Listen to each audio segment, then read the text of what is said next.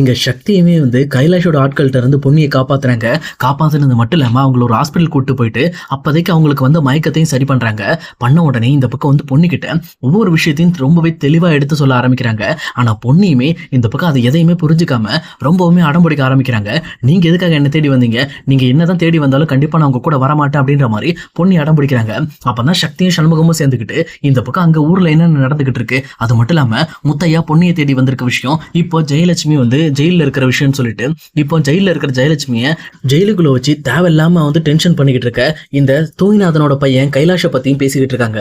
இது கேட்டவனதான் பொன்னிக்கு தெரிய வருது. சொல்லப்போனா எவ்வளவு பெரிய பிரச்சனை போயிட்டு இருக்குன்னு சொல்லிட்டு தன்னை காணும்னு சொல்லிட்டு இப்ப அந்த ஊரே ரெண்டு பட்டு கிடக்கு அப்படிங்கிற விஷயத்தையும் தெளிவா தெரிஞ்சுக்கிட்டு அவங்களுமே வேக வேகமா சக்தி கூட கார்ல ஏறி கிளம்ப ஆரம்பிக்கிறாங்க. அதே நேரம் அடுத்த நாள் காலையில இந்த பக்கம் கைலாஷுமே பொண்ணு கிடைக்க மாட்டாங்க அப்படின்ற ஒரு முடிவோட இந்த பக்கம் ஜெயலட்சுமியை டைரக்டா கோர்ட்ல ஆஜர் பண்ணிடலாம். சொல்லப்போனா இவங்க தான் பொண்ணு ஏதோ பண்ணிட்டாங்க அப்படின்னு சொல்லி அவங்கள போலீஸ் கஸ்டடியில எடுத்து டார்ச்சர் பண்ணி விசாரிக்கலாம்னு சொல்லி அவங்கள கொஞ்சம் டார்ச்சர் பண்றதுக்காகவே இந்த விஷயத்த பண்றதுக்கு அவர் மீடியால எல்லா விஷயத்தையும் சொல்லிக்கிட்டு இருக்காங்க. ஆனா அவங்க எதிர்பார்க்காத நேரம் கரெக்டா அங்க பொன்னியுமே சக்தியோட கார்ல இறங்குறாங்க. இங்க பொன்னியை பார்த்த கைலாஷ்க்கு சும்மா தூக்கி வாரி போடுது. நம்ம அடியாட்கள் கிட்ட எவ்வளவோ சொல்லியிருந்தோம், ஆனா அவங்க பொன்னியை விட்டுட்டாங்களா, அப்பனா இந்த சக்தி அந்த பொன்னியை காப்பாத்தி கூட்டிட்டு வந்துட்டானா அப்படின்னு சொல்லி ரொம்பவுமே கடுப்போட இந்த பக்கம் சக்தியும் பொன்னியை பார்த்து முறைச்சுக்கிட்டு இருக்காங்க. அது மட்டும் இல்லாம பொன்னியை பார்க்க இங்க கைலாஷ்க்கு ரொம்பவே கோபம் வந்துட்டு இருக்கு. ஏன்னா தூய்நாதனோட நிலைமைக்கான முக்கியமான காரணமே பொன்னி தான் அப்படின்ற மாதிரி அவருமே அதை நினைச்சு ரொம்பவே கோவப்பட ஆரம்பிக்கிறாரு. அப்ப கரெக்டா இங்க பொன்னி வந்ததை பார்த்த உடனே மீடியாக்காரங்களும் டேரக்டா பொன்னி கிட்ட போயிட்டு, பொன்னி நீங்க எவ்வளவு நாள் எங்க இருந்தீங்க, இங்க ஜெயலட்சுமி வீட்டு ஆளுங்கெல்லாம் உங்களை அடைச்சு வச்சிருந்தாங்களா, உங்களை கொடுமைப்படுத்தினாங்களா அப்படின்ற மாதிரி மாறி மாறி கொஸ்டின் மேல கொஸ்டினா கேட்க ஆரம்பிக்கிறாங்க. ஆனா பொன்னியுமே இங்க அவங்க அப்பா நிக்கிறத பார்த்துட்டு சும்மா அடிச்சு பிடிச்சு ஓடி போய் முத்தையாட்ட போய், அப்பா இவ்வளவு நாள் எங்கப்பா போனீங்க, ஏன் என்னை விட்டுட்டு போயிட்டீங்க அப்படின்ற மாதிரி முத்தையா கிட்ட ரொம்பவுமே செல்லமா கோச்சிக்க ஆரம்பிக்கிறாங்க. அதே நேரம் பயங்கரமா ஃபீல் பண்ணி அழவும் ஆரம்பிக்கிறாங்க. இந்த பக்கம் முத்தையாவுமே, இங்க பாருமா நீதாமா என்னை விட்டுட்டு போயிட்ட, அப்பாவுக்கு கொஞ்சம் உடம்பு சரியில்லாம இருந்துச்சுமா, அதனாலதான் கொஞ்சம் பிரிஞ்சிருந்தேன், உன்னை பார்க்கலான்னு சொல்லி வந்தா இங்க நீ எவ்வளவு கஷ்டப்பட்டிருக்கேங்கிறத பாக்குறப்போ எனக்கு ரொம்பவே கஷ்டமா இருக்குமா அப்படின்ற மாதிரி இங்க முத்தையா அழ ஆரம்பிக்கிறாங்க.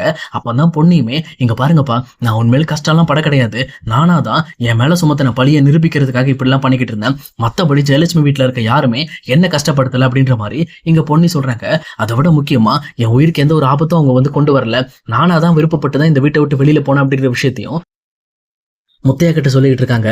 அப்ப இது கேட்ட முத்தையாவும், இந்த வயசுல நீ எவ்வளவு கஷ்டத்தை அனுபவிச்சுட்டு பாருமா, இதுக்கெல்லாம் காரணம் இந்த அப்பா தானே, நான் கரெக்டா இருந்திருந்தேன்னா இப்படிப்பட்ட ஒரு கல்யாணம் உனக்கு நடந்திருக்காது, நீயும் இவ்வளவு கஷ்டப்பட்டிருக்க மாட்டேதானே அப்படின்ற மாதிரி ரொம்பவுமே வருத்தப்பட்டு பேசிக்கிட்டு இருக்காங்க. ஆனா இதை பார்த்துட்டு இருக்க ஜெயலட்சுமிக்கு சும்மா பயங்கர காண்டாக ஆரம்பிக்குது. நம்மளோட முக்காவாசி அவமானத்துக்கான காரணமே இந்த பொன்னி தான், இவ பண்ண வேலையினாலதான் இவங்க அப்பா நம்ம வீட்டு வாசல்ல உட்காந்து போராட்டன்ற பேர்ல நம்மளோட பேரையே நாரடிச்சிட்டாங்க, நம்மளோட மான மரியாதை எல்லாம் போய் கடைசியில நானும் ஜெயிலுக்கு போக வேண்டிய நிலைமை வந்துருச்சு அப்படின்ற மாதிரி ரொம்பவும் கோபத்தோட இந்த பொன்னியை பார்த்துக்கிட்டு இருக்காங்க. அதே நேரத்துல பொன்னியுமே, இங்க பாருங்க இதுக்கு மேல நீங்க இவங்க ஜெயலட்சுமி மேல கேஸ் கொடுக்க வேண்டாம், அந்த கேஸை வாபஸ் வாங்கிடலாம் வாங்க அப்படின்ற மாதிரி இங்க முத்தையாவை உள்ள கூட்டிட்டு கேஸை வாபஸ் வாங்க போறாங்க. அங்க போனதுக்கு அப்புறம் இங்க கைலாஷ்மே வேற வழியே இல்லாம இங்க முத்தையா கிட்ட அந்த வாபஸ் மனு ஒண்ணு எழுதி கொடுங்க அப்படின்ற மாதிரி கேட்டு வாங்கிட்டு இந்த பக்கம் ஜெயலட்சுமி மேல எந்த ஒரு கேஸும் இல்லை அப்படின்னு சொல்லி விடுதலை பண்றாங்க. ஆனா அதே நேரம் இங்க முத்தையா இருந்துகிட்டு, இங்க பாருமா நீ கிடைக்கிறதுக்கான முக்கியமான காரணமே இவர்தான் உன்னை காப்பாத்தி கொண்டு வரதுக்காக ஜெயலட்சுமி குடும்பத்து மேல கேஸை போட்டு ஒரு வழியா இப்போ அவங்க பசங்களே உன்னை கண்டுபிடிச்சு கொண்டு கொடுத்துட்டாங்கம்மா அப்படின்ற மாதிரி அதை பத்தி முத்தையா சொல்லிக்கிட்டு இருக்காங்க. அப்போ பொன்னியுமே இங்க கைலாஷ பார்த்துட்டு, இங்க பாருங்கப்பா இவர் ஒன்னும் யோகி எல்லாம் கிடையாது, இவர் தான் என்னை கொல்றதுக்காக அடியாட்களுக்கு பணம் கொடுத்து என்னை உயிரோட எரிக்க சொல்லி இந்த மாதிரி உத்தரவு கொடுத்துருக்காங்க அப்படின்ற விஷயத்தை பத்தி இங்க முத்தையா கிட்ட பொன்னி சொல்றாங்க. இதை கேட்டவனு இந்த பக்கம் முத்தையாக்கு என்ன பண்றதுனே தெரியல. அவங்களுமே இங்க கைலாஷ பார்த்து முறைக்க ஆரம்பிக்கிறாங்க. அப்போ கைலாஷுமே, என்ன பொன்னி திடீர்னு என் மேல இப்படி ஒரு பழி சுமத்துறீங்க, என் மேல இப்படி ஒரு பழி போடுறதுக்கு உங்ககிட்ட என்ன ஆதாரம் இருக்கு, ஆதாரம் எல்லாம் இப்படி பழி சுமத்துறீங்க அப்படின்ற மாதிரி கேட்கறாங்க. அப்போதான் இந்த பக்கம் பொன்னியுமே இருந்துகிட்டு, ஆதாரம் இல்லைன்னு யார் சொன்னா, நீங்க அனுப்பி வச்ச அடியாட்கள் என் கிட்ட தான் இருக்காங்க, அவங்களே ஆதாரமா போதும், இப்ப நான் உங்க மேல கம்ப்ளைண்ட் கொடுக்குறேன் அப்படின்ற மாதிரி இங்க கைலாஷ் மேல ஒரு கம்ப்ளைண்ட் கொடுக்குறாங்க பொன்னியுமே. அதே நேரம் பொன்னி இப்படி கம்ப்ளைண்ட் கொடுக்கும் போது இங்க சக்தியும் சண்முகமும் சேர்ந்துட்டு அந்த அடியாட்கள் எல்லாருமே பிடிச்சிட்டு வராங்க. அப்ப பிடிச்சிட்டு அவங்களையும் உள்ள தள்ளி இவங்களை லாக் பண்ணுங்க முதல்ல அப்படின்ற மாதிரி மாஸ்க் காட்டிட்டு பொன்னியை கூட்டிட்டு அங்கிருந்து வெளியே வராங்க. இந்த பக்கம் கைலாஷ்க்கு என்ன பண்றதுனே தெரியல, என்னடா இது எல்லா பக்கம் நமக்கும் செக் வச்சுட்டு போயிட்டாங்களே அப்படின்ற மாதிரி மிரண்டு போய் நின்றுட்டு இருக்காங்க. அப்ப வெளியில வந்த பொன்னியுமே மீடியாக்காரங்க கிட்ட, எங்க பாருங்க எங்க அத்தைக்கும் நான் இந்த மாதிரி வீட்டை விட்டு போனதுக்கு எந்த ஒரு சம்பந்தமும் கிடையாது, அவங்க என்ன கொடுமைப்படுத்தவே கிடையாது, நானா தான் விருப்பப்பட்டு போனேன் அப்படின்ற மாதிரி எல்லா தப்பையும் தாமலே ஏத்துக்கிறாங்க. ஆனா உண்மையை சொல்ல போனா ஜெயாவோட வீட்டுல பொன்னிக்கு கொடுமைகள் நடந்துச்சுதான், ஆனா அந்த கொடுமைகளை வெளியில காட்டிக்காம இப்ப அவங்க ரொம்பவே நல்லவங்களா நடந்துக்கிறாங்க. ஏன்னா ஜெயலட்சுமி மேல எந்த ஒரு குறையும் வந்துடக்கூடாது, நம்மளால அவங்களோட புகழுக்கு பாதிப்பு வந்துடக்கூடாதுங்கிறதுக்காக தான் இப்படிப்பட்ட ஒரு காரியத்தை அவங்க பண்ணிக்கிட்டு இருக்காங்க. ஆனா இதெல்லாம் பார்த்துட்டு இருக்க ஜெயாக்கு ரொம்பவே காண்டாகுது. ஏன்னா அவங்க பட்ட கஷ்டத்துக்கு காரணமே இந்த பொன்னி தானே அப்படின்னு சொல்லிட்டு சொல்லிட்டு மறுபடியும் கோவப்பட்டு அங்கிருந்து வேக வேகமா கார் எடுத்துட்டு கிளம்பிடுறாங்க. இன்னொரு பக்கம் இங்க சந்திரசேகரும் முத்தையாவை பார்த்து, முத்தையா இந்த பிரச்சனைலாம் இதோட முடிவுக்கு வந்துருச்சு முத்தையா, தயவு செஞ்சு நம்ம பசங்களை ஒண்ணு சேர்க்கறதுக்கு நம்ம ஏதோ ஒரு வழியை பார்ப்போம் அப்படின்ற மாதிரி இங்க முத்தையா கிட்ட பேசுறாங்க. ஆனா பொன்னியுமே, மாமா நீங்க இந்த அளவுக்கு எங்கிட்ட அன்பா பேசுறதே போதும் மாமா, தயவு செஞ்சு இப்படி அவசரப்பட்டு என்னையும் அவரையும் ஒண்ணு சேர்க்க நீங்க ட்ரை பண்ணாதீங்க.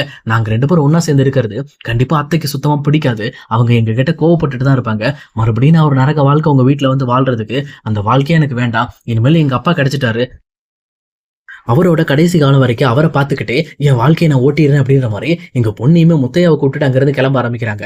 ஆனா அதே நேரத்துல சக்திக்குமே என்ன பண்றதுனே தெரியல. இந்த அளவுக்கு போராடி பொன்னியை காப்பாத்தி மறுபடியும் இங்க கொண்டு வந்து சேர்த்தாலும் பொன்னி மறுபடியும் நம்மளை விட்டு பிரிஞ்சுதான் போறா. அப்பனா அவளோட மனசுல நம்ம நம்பிக்கை இல்லாம இருக்கும் அப்படின்ற மாதிரி புரிஞ்சுக்கிட்டு அவருமே ரொம்ப சோகத்தோட வீட்டுக்கு கிளம்பி போறாங்க. இன்னொரு பக்கம் முத்தையாவுமே இங்க கைலாஷை பார்த்து, எவ்வளவு தைரியம் இருக்கணும், என் கூட இருக்கிற மாதிரி இருந்துட்டு என் பொண்ணையே கொள்றதுக்கு ட்ரை பண்ணிருக்கல, உன்னையும் நான் சும்மா விட மாட்டேயா, பாரு கண்டிப்பா இந்த கேஸை பெருசாக்கி அடுத்து ஒன்ன உள்ள தள்ள போறேன் அப்படின்ற மாதிரி அவங்க கைலாஷ் கிட்ட வம்பு இழுத்துட்டு போறாங்க. ஆனா கைலாஷுமே இருக்கிறதுலே மோசமான ஆள் அப்படின்றதுனால இங்க பொன்னியையும் முத்தையாவையும் கண்டிப்பா சும்மா விடக்கூடாது. மறுபடியும் இவங்க 2 பேரையும் கடத்தி இவங்க 2 பேரையும் போட்டு தள்ளிட்டு இந்த கொலைக்கான காரணமே இந்த ஜெயலட்சுமி குடும்பம்னு சொல்லிட்டு அந்த குடும்பத்தை உள்ளத்துக்கு வச்சாதான் இவங்களுக்கு எல்லாம் புத்தி வரும் அப்படின்ட்டு இங்க கைலாஷ் அடுத்த கட்ட பிளான பண்ண ஆரம்பிக்கிறாரு. ஆனா அதே நேரம் இங்க வீட்டுக்கு போன ஜெயாவுமே ரொம்பவே கோபத்தோட தன்னோட ரூமுக்கு போயிட்டு ரொம்பவே டென்ஷன் ஆகிட்டு இருக்காங்க. அப்ப அங்க போன பவானியுமே, என்னம்மா இது, ஏன் டென்ஷன் ஆயிட்டேன், பொன்னி நீ எதுவுமே வந்து கூப்பிடவே இல்லை, பொன்னியை வீட்டுக்கு வான்னு கூப்பிட வேண்டியதானமா அப்படின்ற மாதிரி கேட்கறாங்க. ஆனா இங்க ஜெயா இருந்துகிட்டு பவானியை பார்த்து முறைச்சுக்கிட்டு, நான் எதுக்கு அவளை பார்த்து கூப்பிடணும், சொல்லப்போனா அவளுக்கே தேவை இருந்துச்சுன்னா அவளே வர வேண்டியதானே, நான் அவளை வந்து கெஞ்சி கூப்பிடணும்னு நினைச்சுக்கிட்டு இருக்கா, நான்லாம் கூப்பிட மாட்டேன், ஏன்னா அவ பண்ண செயலுக்கு அவ வீட்டை விட்டு வெளியில போறதா நல்ல விஷயம், இதுக்கு மேலேயும் அவன் இந்த வீட்டுக்குள்ள இருந்தானா என்னால நிம்மதியா இருக்க முடியாது, ஏன்னா அவளால என்ன முடியுமோ அது மட்டும் இல்லாம அவன் அப்பாவையும் சேர்த்துக்கிட்டு என்னென்ன பண்ண முடியுமோ எல்லா விஷயங்களையும் நம்ம குடும்பத்துக்கு எதிராக பண்ணிட்டா, நம்ம குடும்பத்தோட மான மரியாதை எல்லாமே கப்பலேறி போயிடுச்சு, கடைசியில எந்த ஒரு தப்பும் பண்ணாத நாம இன்னைக்கு ஜெயிலுக்குள்ள போய் உட்காந்து கழித்துங்கிற ஸ்டேஜ் வரைக்கும் போயிட்டு வந்தாச்சு, இதுக்கப்புறம் வேற என்ன இருக்கு, இதுக்கு மேல வேற எந்த ஒரு அசிங்கமும் கிடையாது அப்படின்ற மாதிரி ஜெயாவுமே ரொம்பவே கோவப்பட ஆரம்பிக்கிறாங்க. ஆனா சந்திரசேகரமே, இங்க பாரு ஜெயா, நீ கொடுமை பண்ணலன்னு யார் சொன்னா, இந்த வீட்டுல பொன்னிக்கு நிறைய கொடுமைகள் நடந்துச்சுதான், ஆனா அவ தான் உன்னை வெளியில காப்பாத்தணும், உன்னை வெளியில கூட்டிட்டு வரணுங்கிறதுக்காக தான் நீ பண்ண கொடுமைகளை மறந்து அவ அந்த ஸ்டேஷன்ல போய் சொல்லியிருந்தா அப்படின்ற மாதிரி இங்க சந்திரசேகர் சொல்றாங்க. இது கேட்ட ஜெயாவுமே, அப்ப என்ன சொல்றீங்க, அப்ப நான் அவளை கொடுமைப்படுத்தினு சொல்றீங்களா, என்ன கொடுமைப்படுத்தின, என்ன அவ வாழ்ற வாழ்க்கை யாராலையும் வாழ முடியாது அப்படின்ற மாதிரி கோவப்பட ஆரம்பிக்கிறாங்க.